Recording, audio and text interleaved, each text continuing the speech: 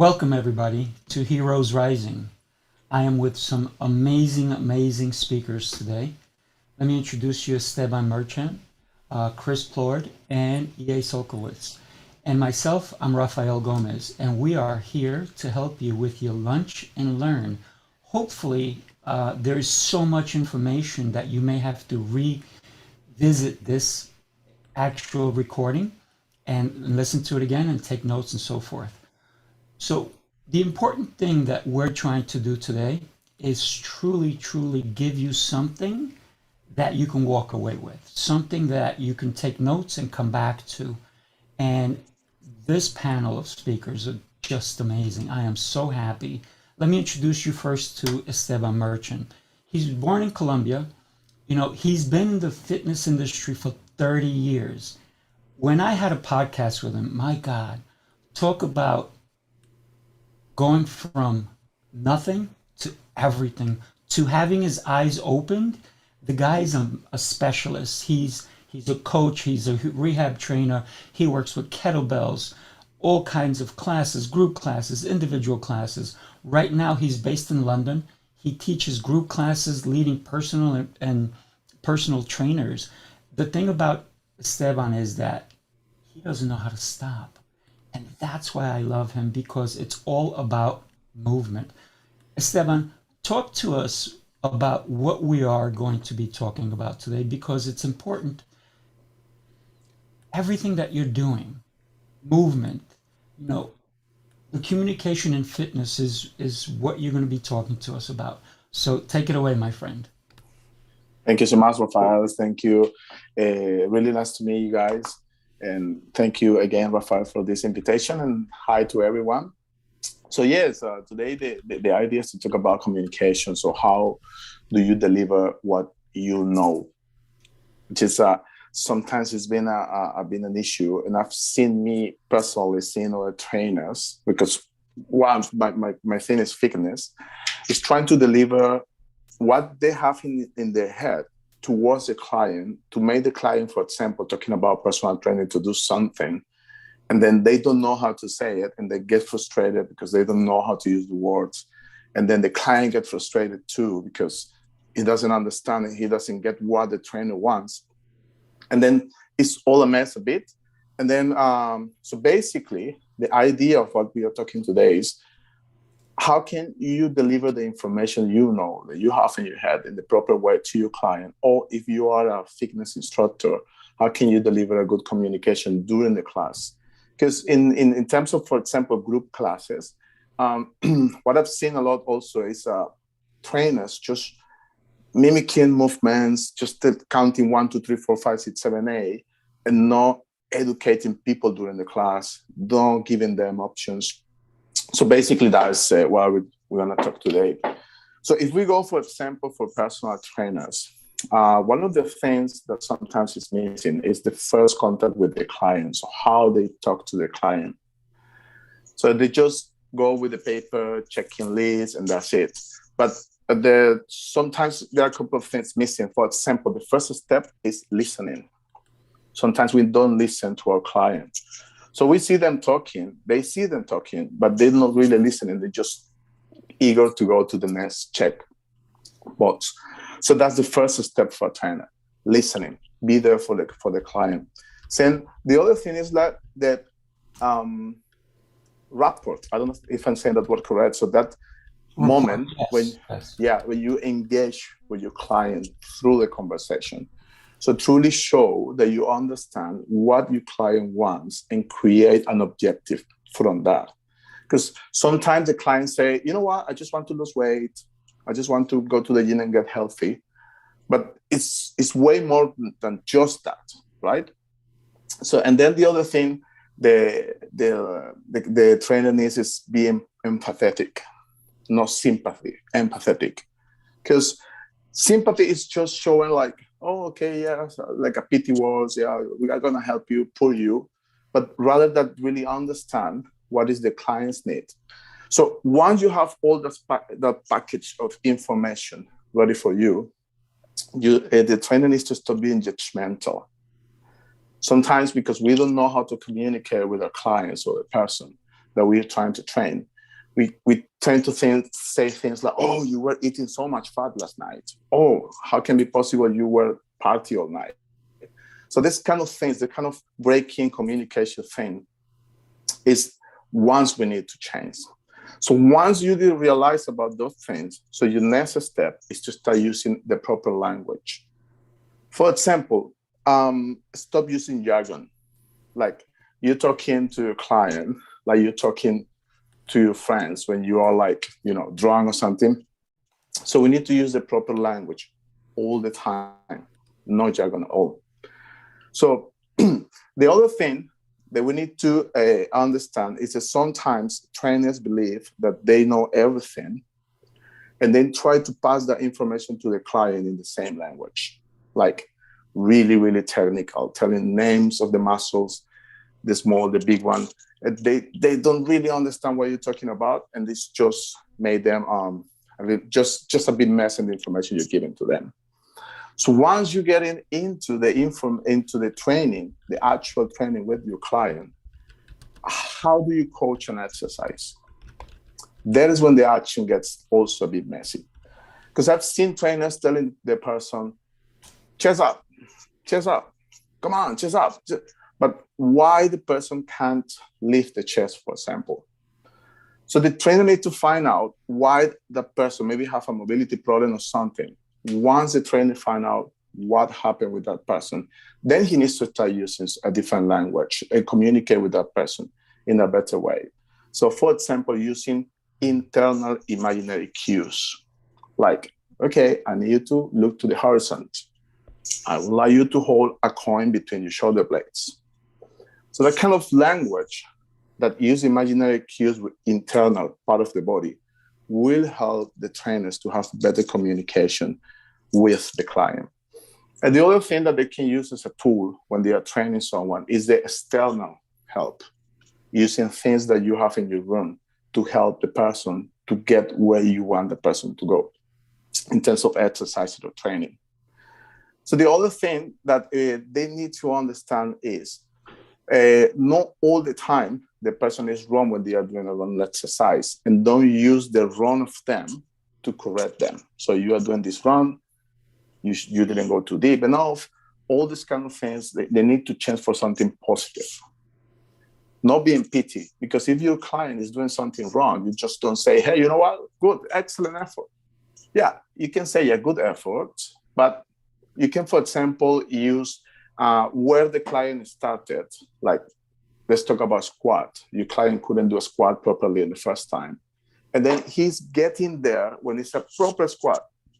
So you can use that part like, well, when we started, this is what happened, and this is what's happening today. Excellent. But not only say, hey, perfect work, and the squat was horrible and maybe hurtful for the person, right?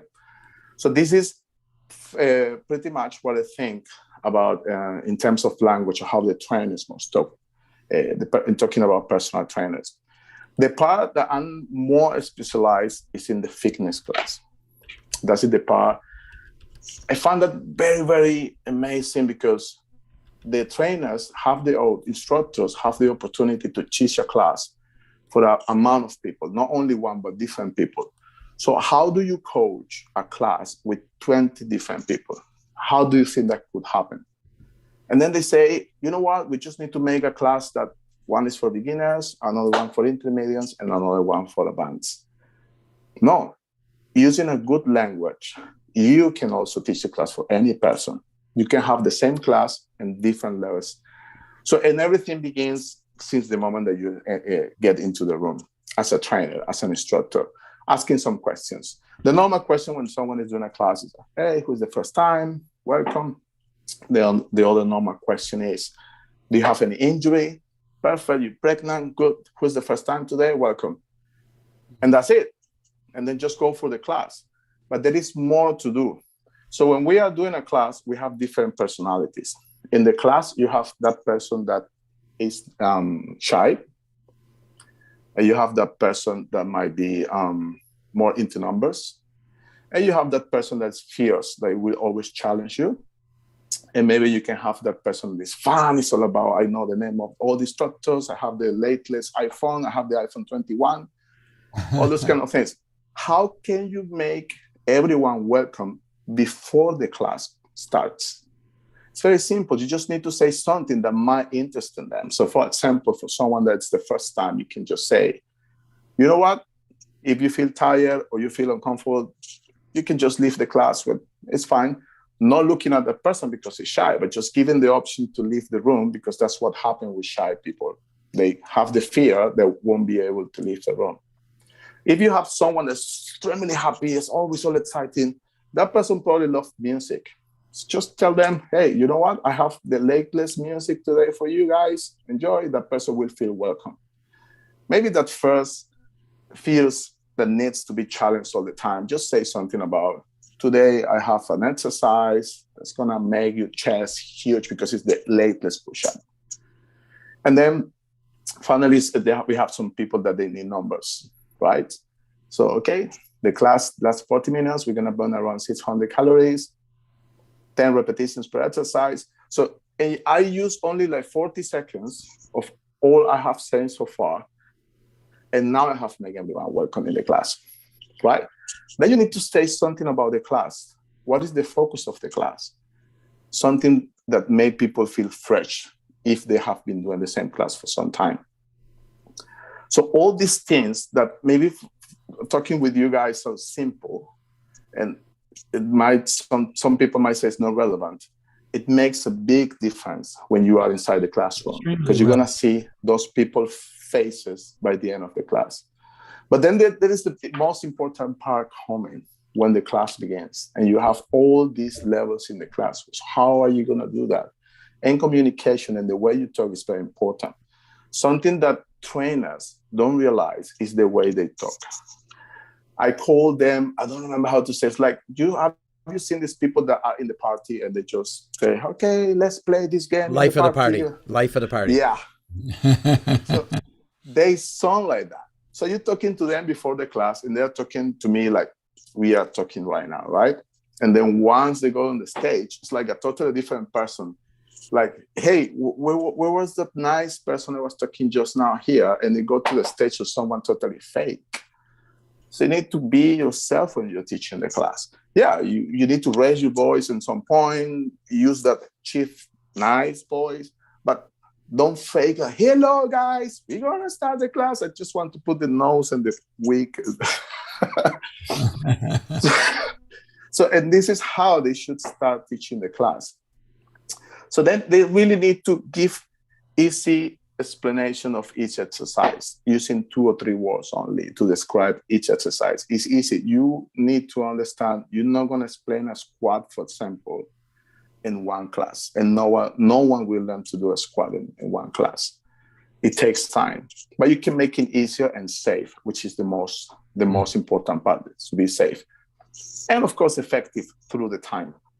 So you need to give. Can I interject for a second? A quick question that for the listeners, I'm listening to Esteban go through just some great points here and some great bullet points, and even if you're not in the fitness trade in any way, shape, or form, and you supplant working out with a task at work, and you supplant talking with people that you're training versus supplant that with people at work that maybe you're communicating with in training, you'll find that many of the things that Esteban's saying right now work just as effectively in a totally different environment and with a totally different group, not having anything to do with fitness. So that's why it's important to make those, make little mental notes and write down little notes of some of the things he's covering and how you might adapt them to what you do for a living or what you're doing during the day. Wouldn't you agree, Rappell? 1,000%. As an instructor myself, one of the things that is important when you teach any class, whether it's a one-on-one or you're teaching a group class, is that communication, because you want to be able to touch every single person in the room from all the different modalities of people who are going to be there. Like Esteban mentioned, we need to be able to do that. And if you're a leader in a company, you need to be able to conduct a meeting or a conference so that everyone understands the message and everyone can do the best they can do. Yeah, thank you so much. That's true.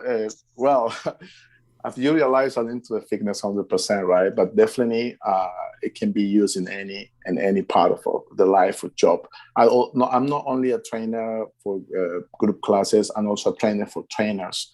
So in this kind of things, I also use this in the workshops when I'm training the trainers, like exactly the same things I'm telling you, using as an example for right now, like teaching a class.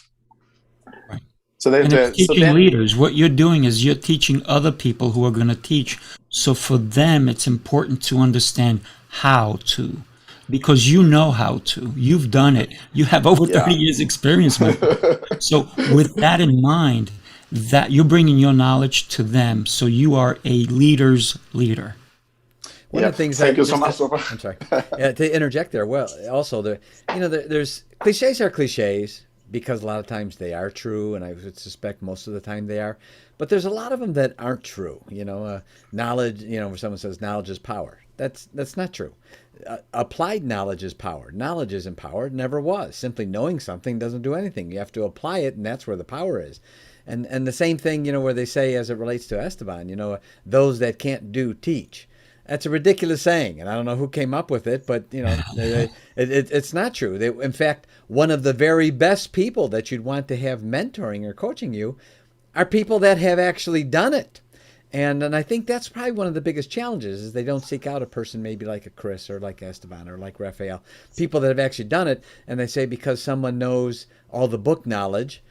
Forgive me for being a little blunt, but I call them educated idiots. They have all the information and they can spew it all to you. And they have, as Esteban said, I loved what he said about the jargon. They'll throw all this jargon at you to try to impress you with their knowledge and everything. And factually, they haven't done it themselves. So when you ask someone, what have you done? Show me what you've done. Show me what you've done. Then you can start to decide, is that someone I should really have as a coach? Should I? And Esteban has that background, and Chris has that background. Raphael has that background. They can say, I did this, that for. I know the things that don't work because that's a big part of training. Also knowing what doesn't work. And you can save them injury, right? In the fitness world, there's a lot of people don't get hurt because they don't realize, what a little tweak one way or another makes a big difference in that exercise. And also, even in performing a task. So I wanted to share that with you that, that saying of, those who can't do teach is a ridiculous statement. And I take issue with anyone that says that because it's just Totally a agree with ridiculous that. cliche. Yeah. Yeah, agree. So then everything I'm saying during the class or in an actual class or doing an activity, since you guys introduced that part, which I found really good, it's like, after you explain something, I think, and it should be very simple, you need to find different words to explain the same thing. Mm-hmm. So it's like when you're teaching a class, you explain, this is what we're going to do. And you are in the middle of, sometimes it's a lot of music very loud and everybody's very excited and doing whatever they're doing. Or if you are in a meeting explaining something, you not sure that everybody get it. So you just need to get ready to explain the same thing, maybe using different words. So that will be the second part of the teaching. So then just like in the training, you need to find a way to use either your body or something in the room that will help you to drive people to get successful in the class. So we call that like internal coaching, using part of your body. Bring your chest down to your elbows to do a good push-up. Sit back and bring the hips to the knee line, for example, to explain a squat. And using all those kind of imaginary cues will help people to be successful during the class, and also the room. But the part that's coming now is one of the, sometimes it's very difficult for many trainers. Is the one you have done that, you have to tell them why they are doing what they're doing, what is the benefit, and how to do it better. And you cannot use many words. So you really need to prepare yourself to either do a presentation or do a class that telling people when, how, and why, basically. When you have to do that, how you have to do that, and you have to tell them why. So once you got that, which is the voice that you're going to use? And we're going back again to the voice, because, for example, now you were talking to me, and the way that you were expressing things, it's like, oh, it looks exciting, but you're not yelling, for example, and you are using your own voice. And for example, Rappell used a really nice calm voice, but you can see that his voice is strong anyway. He gives the right information. But, it's like, I want to hear what you guys say. So this is how the trainer should train a class. So people should be happy to hear what you say. Then finally is the motivation. How are you going to motivate someone, right? Not always have to tell them, yeah, good job, you are the best. Yeah, anybody can say that. So you need to find the right words to motivate people and tell them why they have to keep doing what they're doing. Like, don't stop until you feel proud of yourself. If you're tired, you can say, yes, I'm tired. It doesn't mean you have to accept it. So this kind of things that will motivate people to continue to do what they're doing. In that moment, you have to use that voice I call counting for New Year's Eve. Have you ever counted that when it's about to be 12? 10, 9. And when you get it close to 1, it's everybody really excited. So this is the kind of voice I think you should use when you're giving some very exciting information. Not screaming like crazy, but yes. So now, to finish this part, bring us for either trainers or fitness instructors to be smart when they set goals. The first thing they need to take care when they are setting goals is whatever they do have to be measurable. You have to be ready. It has to be so well that you can measure, either in time or repetitions or weight. The other thing they need to take care of when they are doing this thing is they have to be achievable, have to be realistic, that yes, we're going to do it. Then to set these goals, you need to have a why, a real reason why. Telling me, I just want to lose weight, yeah, that's okay, but that's not a real why. We need to find with the client or our class members the actual why they want to do that. And then finally, the thing I believe the trainers, people that really want to get communication need to do is to be honest. That's the most important thing. You cannot lie to people, like telling, yes, you're going to lose weight in 2 months. Oh, yeah, this class is going to make you fitter in 4 weeks. That's not true. So the most important thing in communication for me right now is to be honest. So basically, it's what I can share with you guys today about communication. Wow. Awesome. Wow. Great stuff.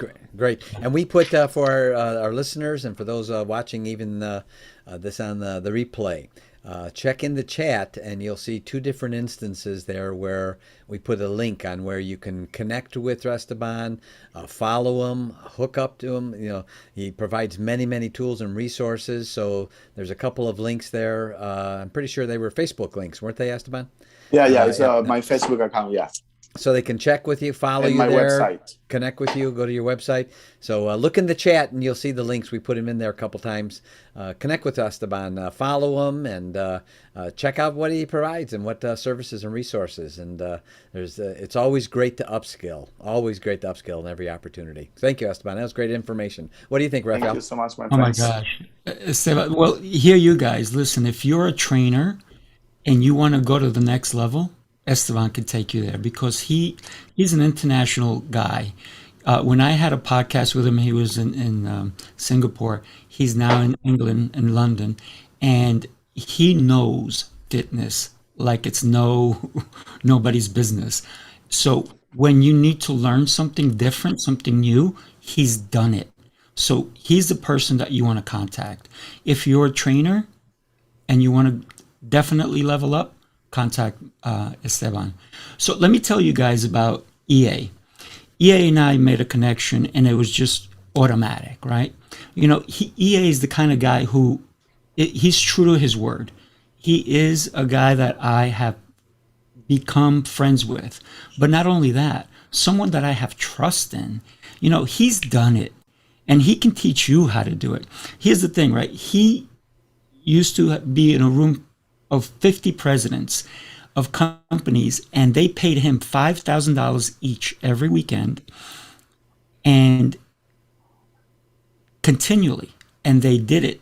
And they were only in the room because they believed in what he was able to do. They were already millionaires. So if you want to earn $1 million in a year, EA has done it. You know, he is the first person to develop a profit scoring for companies based on what his mentor taught him, his mentor Sam, and what he learned from interviewing over 1,000 millionaires.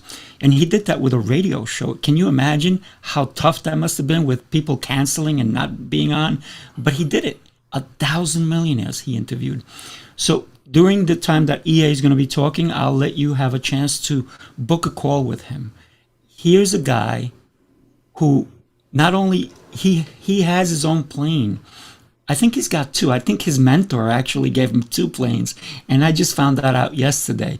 And why? Because his mentor said to him, if you can make me more money than, or I make you more money, whoever makes more money, and yeah, you can tell us about that, the loser has to buy the other one anything they want. So because EA took the challenge, he made more money because of the advice he got from his mentor. And so his mentor bought him a plane. He bought him two. So EA, take it away, my friend. I can't believe you were given these amazing gifts. Thank you so much, Rappell, and look forward to sharing with a little bit of your background and your experience with listeners in a few moments.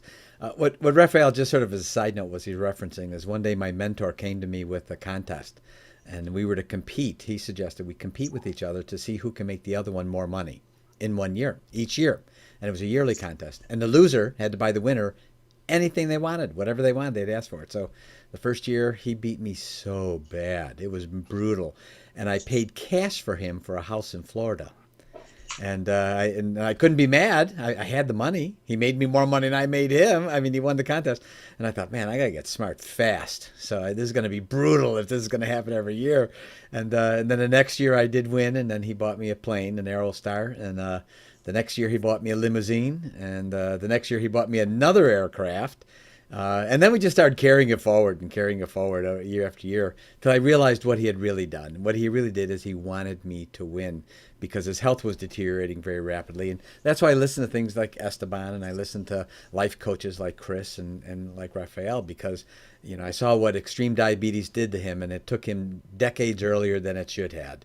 But I was very blessed to have him as my mentor. So, and what Rappell is saying is accurate. Everything I'm about ready to share with you, I didn't make up any of this. It was all taught to me by people smarter than me.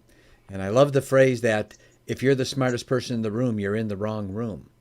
You know, and my only superpower was I had the ability to say, you know, I don't know about that. Could you teach me about that? I'd love to learn about that. You know, Raymond, today how can we say that in this meeting? Yeah, that's a good point. That's a good point. Well, I don't know. You guys are pretty smart. You guys are pretty smart. And so with that, I'd like to be able to share with everyone, if I can, a quick PowerPoint here of something I'm putting. The share should come up in a moment on the screen here. That my mentor shared with me, and it's something that almost no businesses know. And it's something called a profit score. So for those of you listening, if you have your own business, if you have your own entity you're working with, you know, people usually know their credit score, but they have no idea what their profit score is. And what's interesting is that the profit score is more important than the credit score, because your profit score determines your profit. With the right profits, your credit score can get way higher if you've got money to pay those bills and to pay the vendors and to provide great incentives for employees. So I'm going to talk for the next few minutes about something that I'm only going to be doing for a few months. I really enjoy doing it every couple of years. It sort of helps me with my the things my mentor taught me and keeping my prowess on the edge, if you will, from a business consulting standpoint. But he taught me what's called a profit score. How to score your profits. And so that's what we're going to talk about just for the next few minutes. So, Rappell, did the slides come up okay? Does it look good on there? It did. Okay, good. So we have the 12-minute profit score. Triple your profit score by tripling your results. First and foremost, so many people retain other people who tell them what they should be doing, but they never tell them how to do it. And there's a very succinct difference. do this. If you notice, Esteban was saying in his example, picture a coin between your shoulder blades, right? And you can tell he's done that. That's why he was able to communicate that, as opposed to just spewing the information. So what we're going to talk about here is something that I call results, because I cannot relate to something or an activity that doesn't produce a proper result. So the next slide here, the problem. You're bleeding profits. You need to increase your profits, but right now they're just there. You ask others and they say what to do, but no one is showing you how to do it. And there's a big difference. And it has a huge difference on the end result. So your solution we have is simple in 2 steps. I'm only doing this for a couple of months, and then that's going to be it. I'm not going to be doing any more. I have other projects all lined up as well. So it's basically a 12-minute phone call. You schedule a 12-minute phone call. We'll be on the phone exactly 12 minutes, and then I end the call. And at the end of 12 months, during those 12 minutes, I'm going to ask you a number of questions. And at the end of those questions, I will give you your company profit score, an actual score, just like a credit score, except what your profits are. And what you'll notice right away, just like you would on a credit score, the areas you have to improve in your credit, you're going to quickly be able to see the areas you need to improve on your profits. And there's a reason why in a football game the coach stands on the sidelines and he doesn't stand next to the quarterback. If the coach stood next to the quarterback, he's going to see the same thing the quarterback does. Hey, there's a big guy getting ready to tackle you there, right? But there's a reason the coaches stand on the sideline, so they can see a different perspective and then share that with the quarterback. Look for that guy on the right. Look at the guy on the left running, right? He gives them other perspectives. So after the 12-minute call, you're going to get a profit score. By the way, it doesn't cost anything. Step 2 is we have a profits to results call. This call's 45 minutes, and we go into detail on your profit score. Why was your profit score what it was, and what are the things you need to do specifically, and how to do them to get the results that you want to have your business, whatever it is, whether you're freelancing, whether you're a coach, whatever it is. And interestingly enough, do you know even if you're an employee, you have your own business? People don't look at it that way, but you do. When you're an employee, you actually are trading a service that you're coming in every day and delivering, and you're getting paid an amount from your employer for the service you provide. That is puritanically what a business owner does or a freelance person does. It's just under the guise of what's called an employer-employee relationship. And unfortunately, too many times that relationship is the employer pays them just enough so they don't quit, and the employee works just hard enough so they don't get fired. Unfortunately, that's sometimes how that relationship unfolds. So here, can you prove it? This is the critical. This is the biggie, right? I'm going to just touch on 12 different examples here. There's many others of genuine results that I've helped other companies achieve.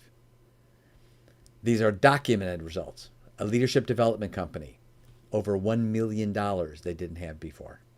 Public relations company, $137,000. Public accountants, you think, public accountant, how in the world could they increase their business? I showed them how to do it, and they received $111,000.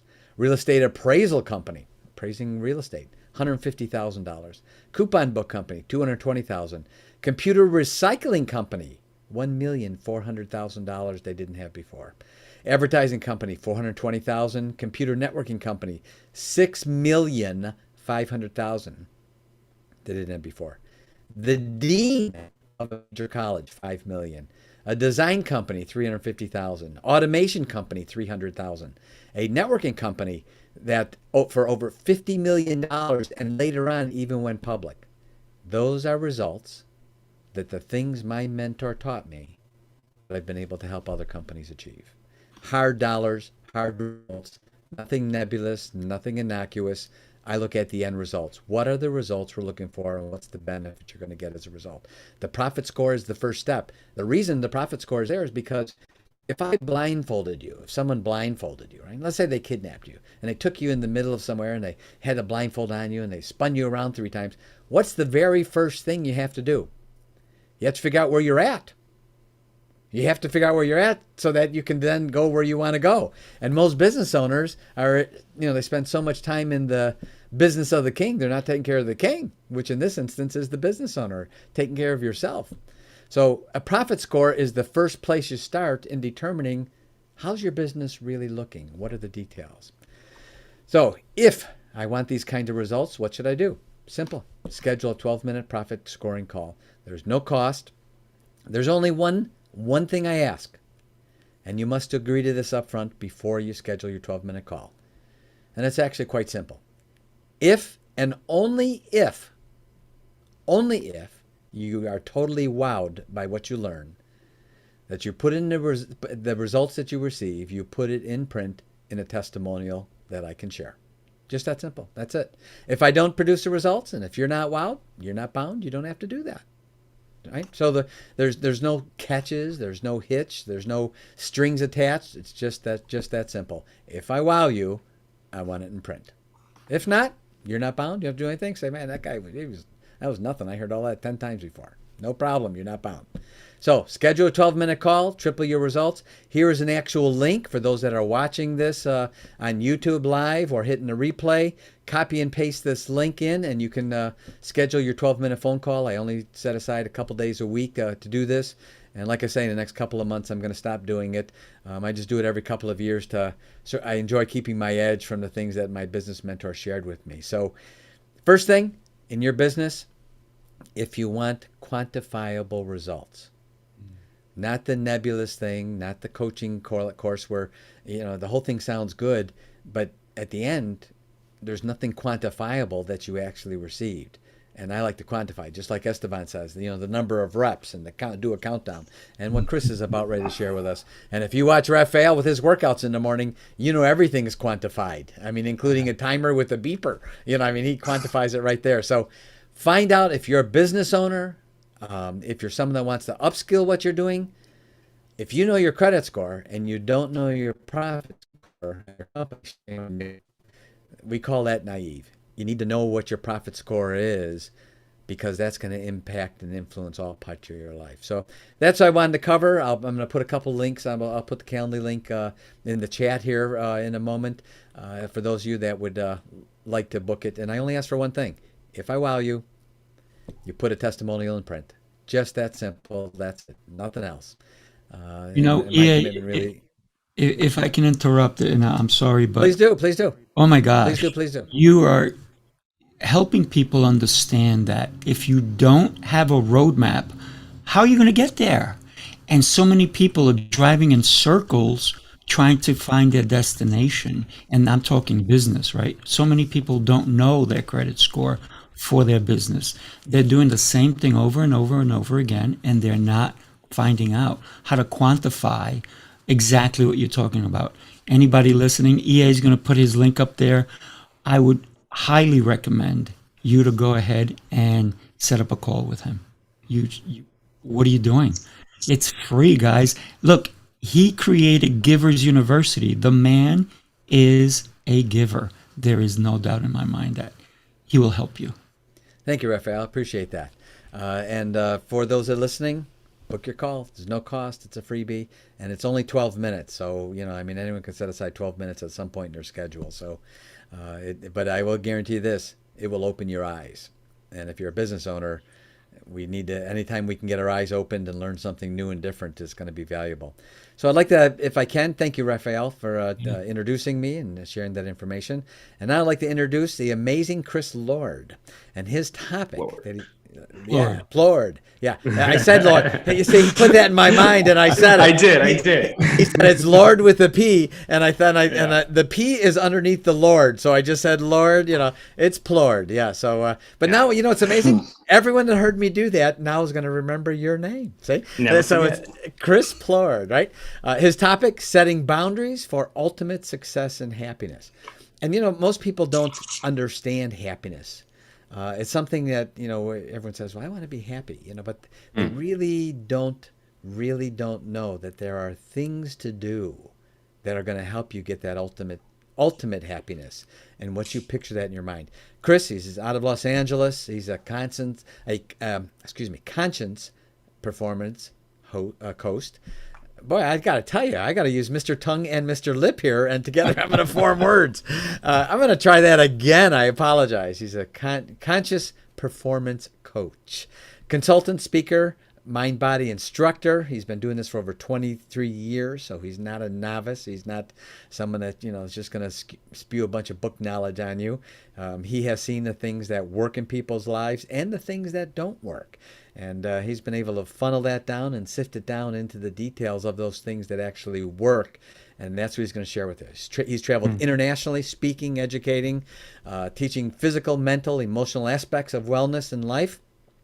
And he has even created and coached hundreds of retreats and workshops. So it's going to be, Chris has got some very, very interesting things to share with us. So Chris Plourde, thank you very much for being on Heroes Rising and sharing with our listeners. Please share with us, Chris.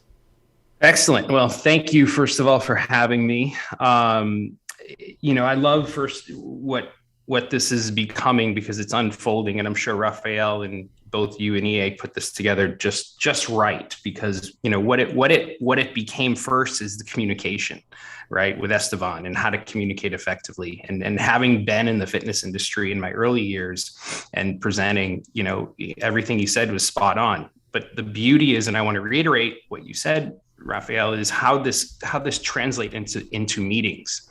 And especially now when we're in all these Zoom meetings and all of this is people walking away going, oh my God, what was that? But how do you keep the energy up? How is there value in it for everybody? And I think Esteban put out some great points.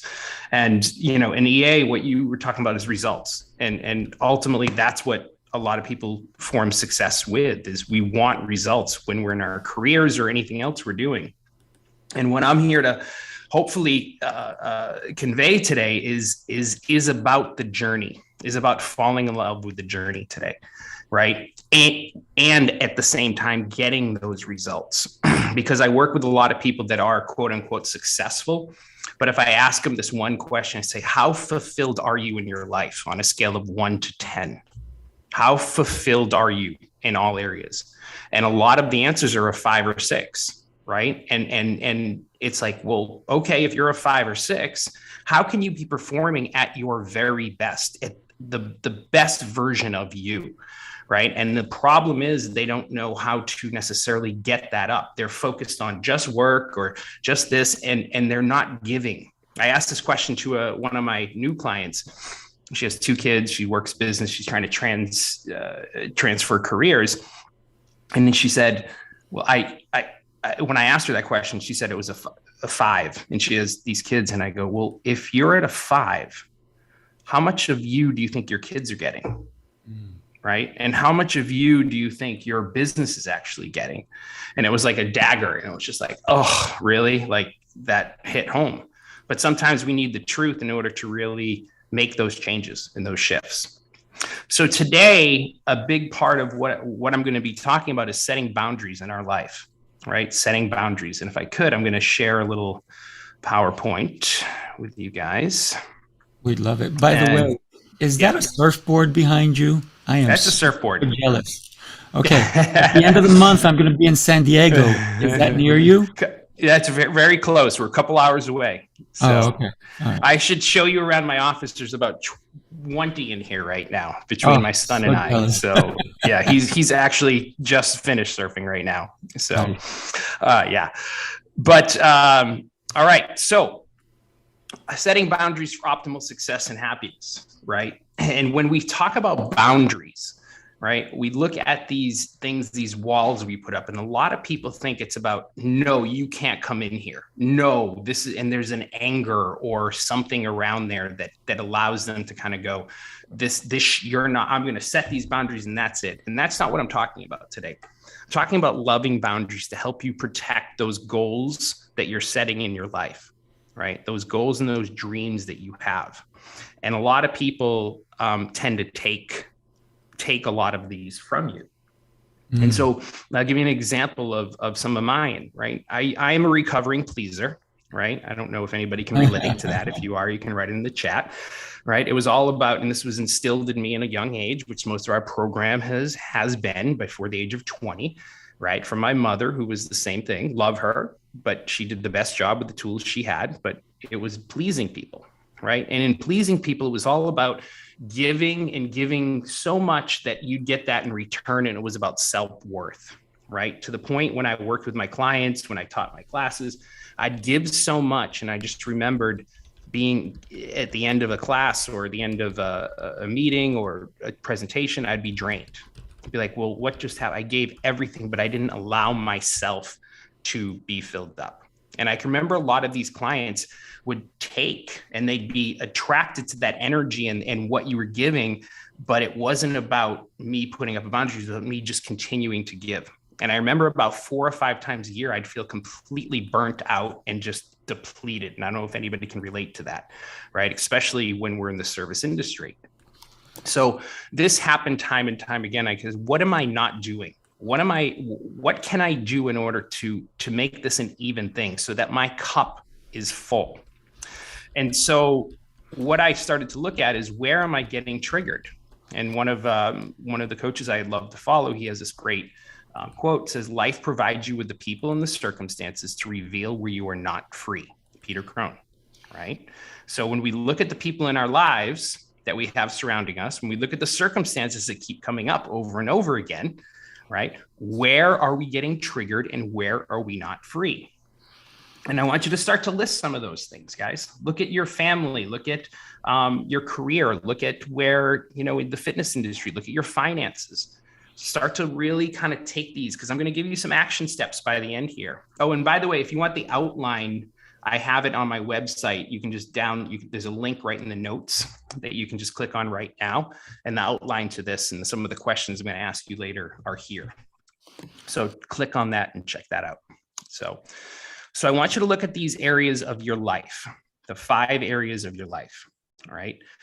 Professional, right? Personal, spiritual, physical, and financial, right? Where in those areas are you not free, right? Where in your professional career are there some places where you're like, yeah, I'm feeling as though I'm stuck here, right? Where in your personal life with your current relationships or your family members that give you these particular situations or these things that come up that block you, that drain you, right? Spiritually is a connection. It can be religion. It can be a connection to the, whatever your idea of spiritual is. I'm not here to go in deep into that. Physically, maybe your physical health and wellness. What are you putting into your body? Are you taking care of yourself? Right? A boundary could be putting up, the bad food you're eating, right? So it's about what you're doing for yourself. And then financially, right? Are you spending too much? Are you not taking enough in? Where's that discipline, right? Discipline is important, because I think discipline isn't about suffering. Discipline equals freedom in my eyes, right? Discipline equals freedom. So look at those areas of your life and start to just formulate where we are right now. Generally in this time, I'd take you on a little meditation, but I encourage you to maybe take some time just to sit with that and look at those areas. But we have about 20 minutes today, so I'm just going to give this homework to you in action steps, by the way. Oh, and by the way, this is a very important stat, right? You're going to get there's some great value here today from all of us, right? Everybody's going to give you some information. There's going to be some little nuggets that resonate. But on average, you're only going to retain 10 to 15% of what is given to you today, unless you get into immediate action on this. This is a stat. Unless you get into immediate action on these things that resonate or hit you, you're only going to retain 10, 20%. And this goes for all of these. You can spend $20,000 at a retreat, right? Isn't that what that's what you're charging, right? About for our next retreat at the end of the year, Rappell? Actually, that's the low end. That's the low end. Okay, great, right. There'll be 3 tiers. I think the high end's like 100,000 or something like that. Correct. Right. So anyway, so even if you were to put out that kind of money, then you're not going to get all of it back unless you get into immediate action. Think about a fitness program that you start on, right? You can work out 1 day a week and you're not going to get the results. You got to get into this 6 to 8 weeks of consistency in order to get those. So I got a little story for you. And this is about a teacher in the woods. He's with his 3 students, right? And he looks at a big boulder, bigger than him. And he asks one of the students, he says, "Is that boulder heavy?" And the first student goes, "Yeah, of course." And he looks at the second student. He goes, "Is that boulder heavy?" He goes, "Well, yeah, it's bigger than you. Of course it is." And then he looks at the third student. He says, "Is that boulder heavy?" And he goes, "Yeah, I mean, of course." And the teacher says, "Not if you don't pick it up. Not if you don't pick it up, it's not heavy." And the reason I tell you that story is because a lot of us are picking things up in our lives right now that are causing us to strain and waste energy. We don't need to be picking a lot of these things up in our lives. Feel into what you're doing at work, right? Are you picking up? Are you a controller type of leader? Are you picking things up in work that you could be giving to somebody else, right? Are you allowing people to fail? And what I mean by fail is make a mistake so that they learn and grow from that, right? Are you allowing your kids are you putting boundaries up with your kids? Or are you doing things for them? You know, being a dad of 2, I have 2 kids, and it's really important that my son, who's 15 right now, does the work that I ask him to do. And if he doesn't, there's a consequence there, right? Because I want him to learn and be prepared for life. I want him to fall so that he can make the mistakes and he can grow up and he can learn these things. And by the way, boundaries make kids feel safe, right? For all you parents listening right now, if there's no boundaries put in place or firm enough boundaries, again, coming from a loving place of wanting our kids to grow, then they're not going to feel safe. And he has a couple friends that it's the same thing. They keep making the same mistakes over and over again, but the parents aren't holding true to their boundaries, and we're able to watch these things happen as it goes. So think about where you need to put the boundaries and what are you picking up in your life that you do not need to be picking up.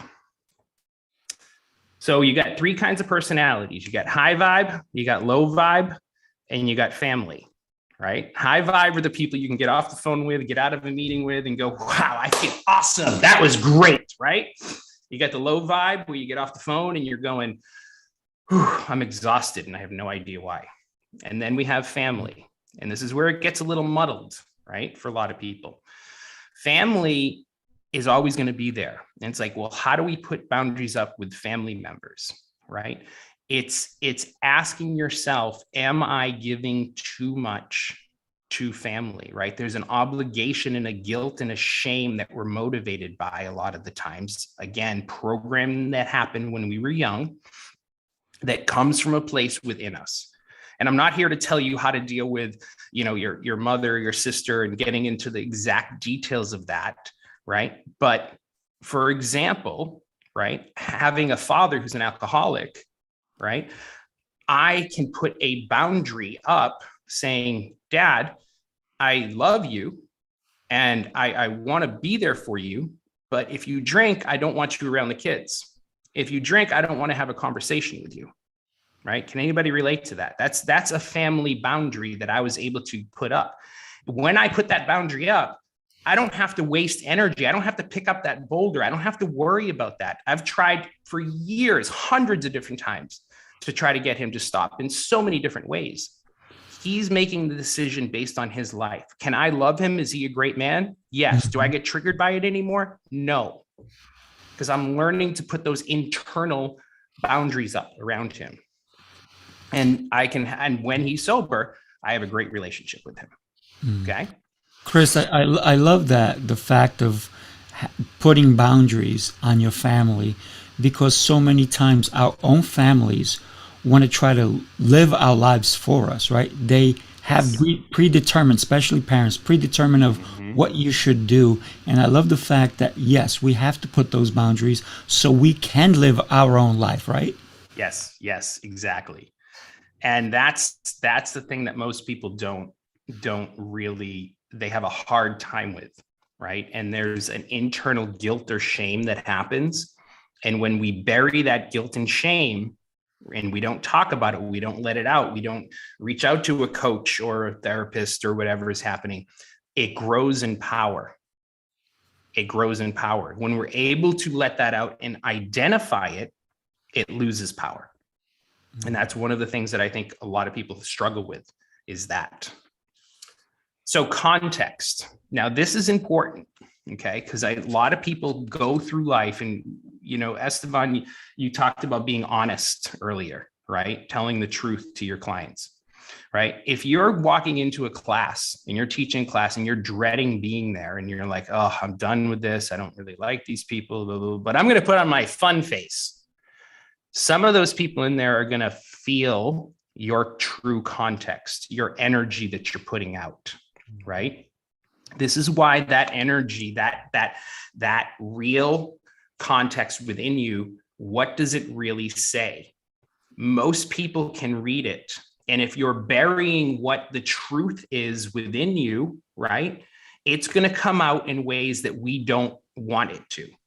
It's going to come out in those subtle little passive aggressive ways, or those little, the big outburst that happens down the road, right? So understand what your context is really saying. Even though you might be the best actor in the world, guess what? Its time is limited. So really feel into, take a step back and go, what is my context that I want to set up for right now? I don't care where you are, in what area. So people with the strongest boundaries have the most compassion. Brene Brown. This is a study. This isn't just her making shit up. They actually did a study on this. If you put up these strong boundaries in your life, you still have an amazing amount of compassion for others around you, right? And that's why it's important. I'll give the example of my dad again. I have so much compassion for what he went through in his life and why he still chooses to drink. It doesn't mean it's right. It's just that he's living his life. You see what I'm saying? Serving versus pleasing. And I love, and by the way, this is a PowerPoint that could take an hour and a half. So I'm going to hopefully, I'm going a little fast on this, but hopefully you're walking away with one or two little things that you can resonate in your life. Serving versus pleasing. They can go on your website and they can download it, right? Yeah, they can get the outline of this. They can get the outline of this. So serving versus pleasing. Are you pleasing people to justify your self-worth? Or are you serving them because that's your true higher calling, right? So again, looking at, are you being honest with people? Are you telling them the truth? What is that context you're trying to put into play here? So think about serving. Ask yourself that question when you walk into a situation. Am I serving or pleasing? And sometimes serving is very uncomfortable, but it is exactly what we need in order to grow. Think about your goals and your values. Are you being clear? Are you being deliberate with what your goals and who you are, your values, right? Goals you get to set. EA was talking about those goals and how he can help you get to those, right? And then the value that you're providing, right? Vulnerability versus weakness.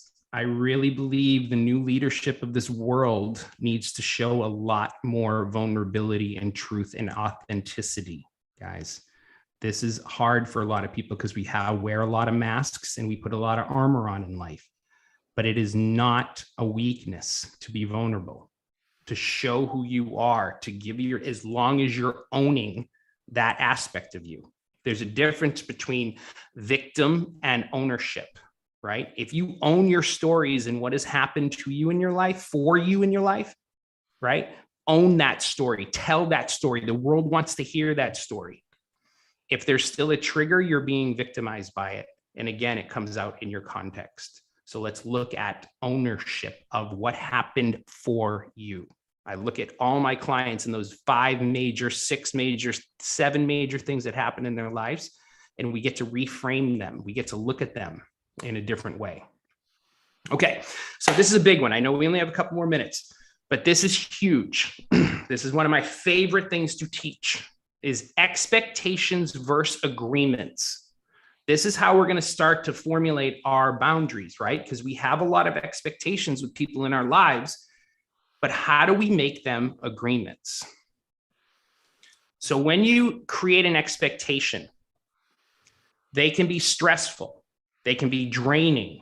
They're a lot of the times fear-based. They're damaging. And when achieved, think about it, blah, blah, blah. Okay, you did it, no big deal. And then when it doesn't happen, you have tendency to blame. Can anybody relate to expectations? And what is one expectation? I'm asking you this right now that you have in your life.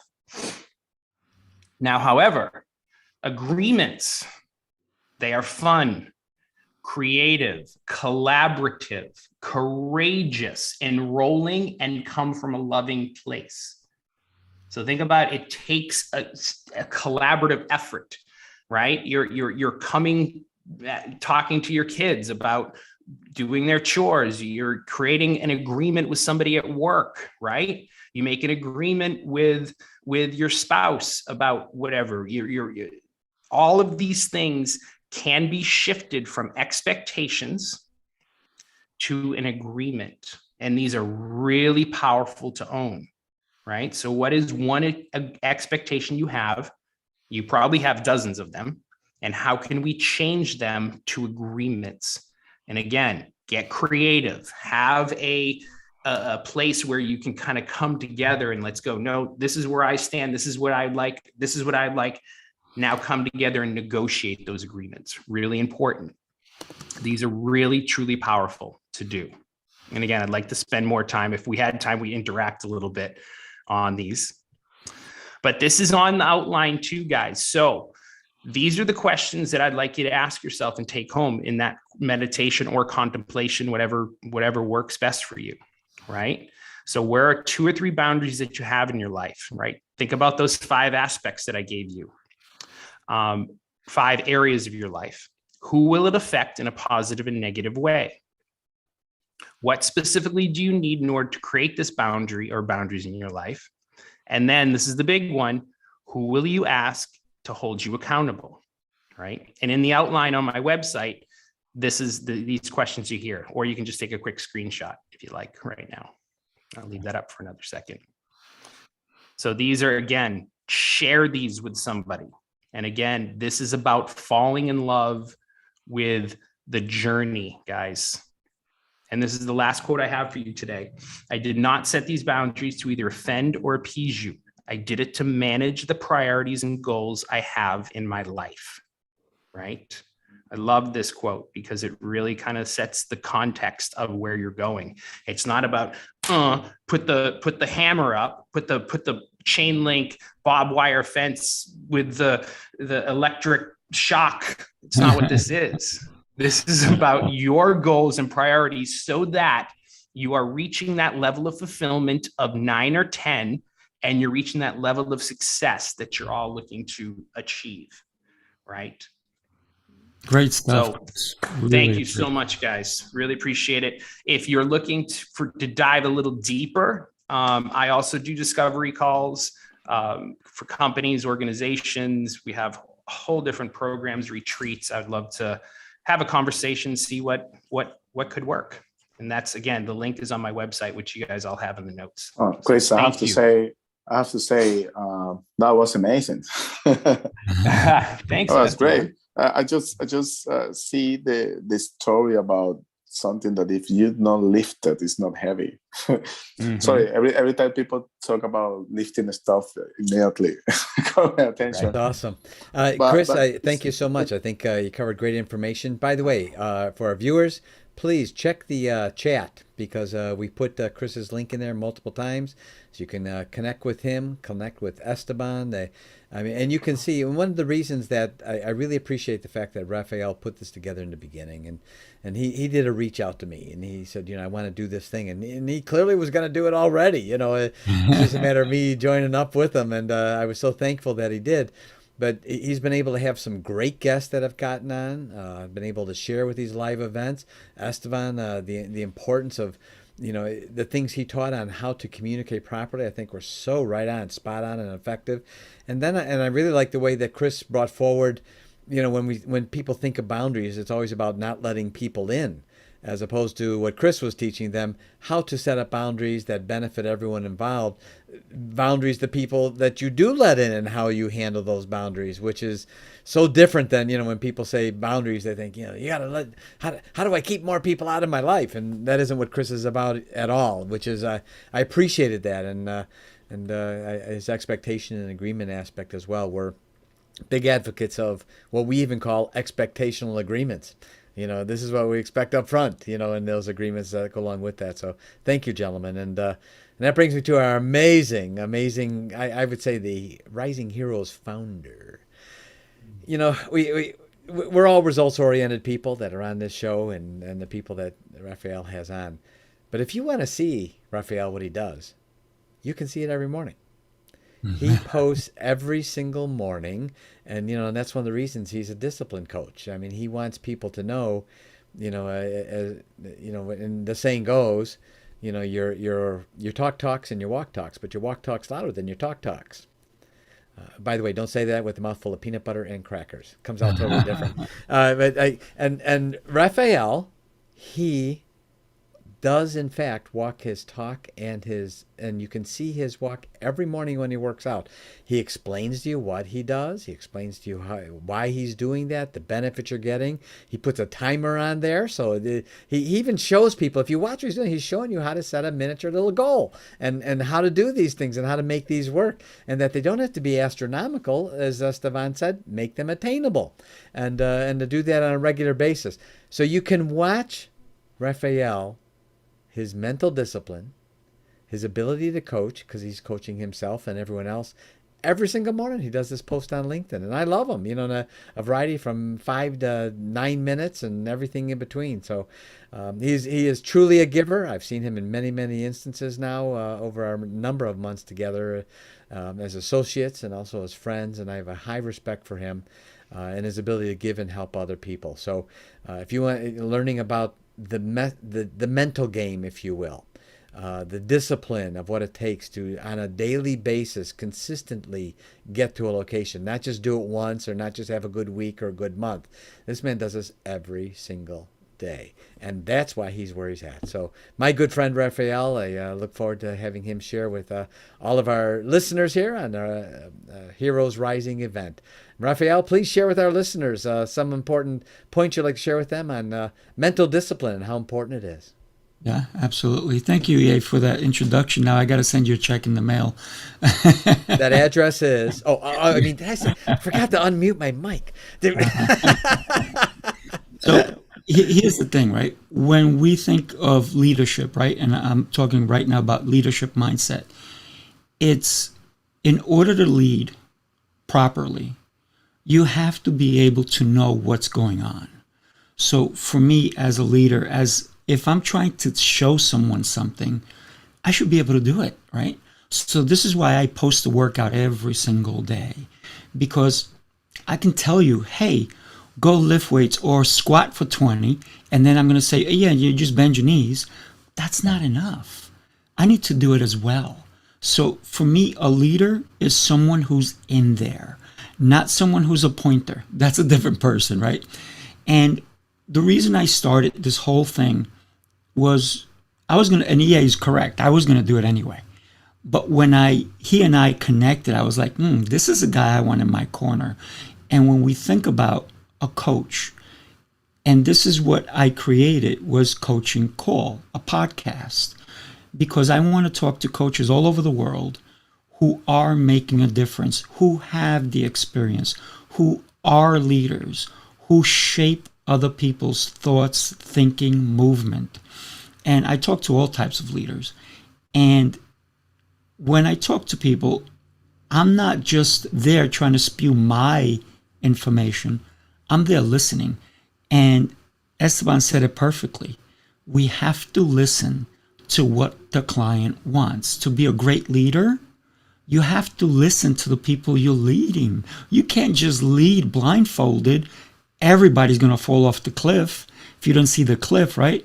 You're all running, but you never looked ahead. Where's that cliff? Where's that hole? Where's the fire? Where's the things that we have to really look for? So, and Chris brought up so many great points. Leaders, we're a leader. As a parent, you have to lead your children, right? If you run a business, you have to be able to run your employees. And when I mean run, I mean work with. Because you can be the kind of leader that says, hey, go pick up that, that trash needs to be picked up. Or you can go, hey, let's go pick up the trash together. And that way, you will be a leader that people will be happy to follow. Here's a situation, right? I have an event coming up tomorrow. It's a totally free event. And I do that. Why? Because I want to empower other people to become great. Here's the thing. Do I have people who volunteer? Yes. You know why? Because I'm going to do it too. I'm not just saying, hey, you go and do this. No. So when we lead people, we have to lead from a position of we're on the same team. So leaders, who are we? If you work for someone else, you are the president of your own company, and you guys said it, right? We know that. EA said it. When you work for someone else, stop that thought right away. You don't work for them. You work for you. If you don't show up to work, you don't get a paycheck, right? So you are your own boss. Yes, someone else may say you have to go and do these things, but you make a decision how well you do them. So as a leader, as a mindset, as a mental game changer, because for me it's all about perspective. Chris talked about perspective. EA talked about perspective. Esteban talked about perspective. It's what we perceive ourselves to be able to do. And here's the other thing. How do other people perceive you? How do they see you? What pictures are you painting on a daily basis? I would love to be able to help as many people as I can, but I'm not gonna. I'm gonna tell you why.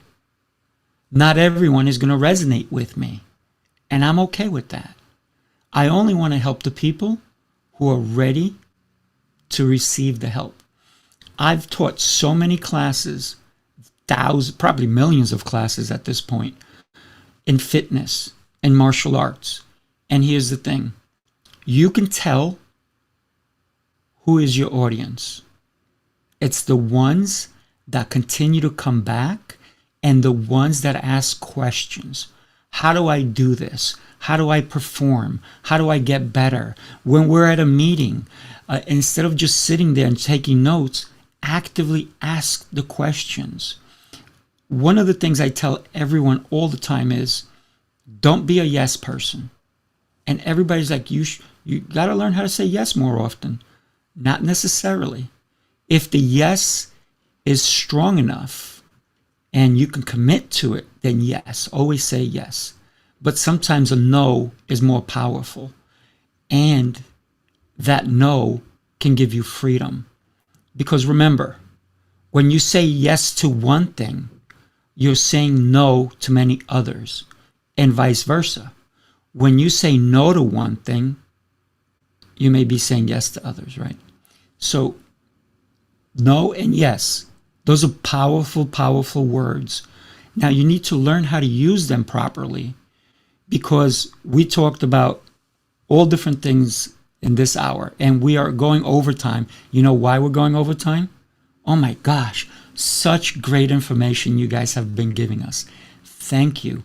All my guests here, my speakers, you guys are superstars. And I am so fortunate to be able to align with you guys. And so when I decided to do Heroes Rising, I asked someone who's done it, someone who is a thinker, someone who is ahead of the game. I don't want to ask someone who's going to sit on their tush all day long and, just let things go by or wait for things to happen. EA is a doer. And this is why we teamed up, because I think I'm a doer too. I don't know how to stand still. Movement is my energy. Movement is my medicine. I have 4 things I need to consider.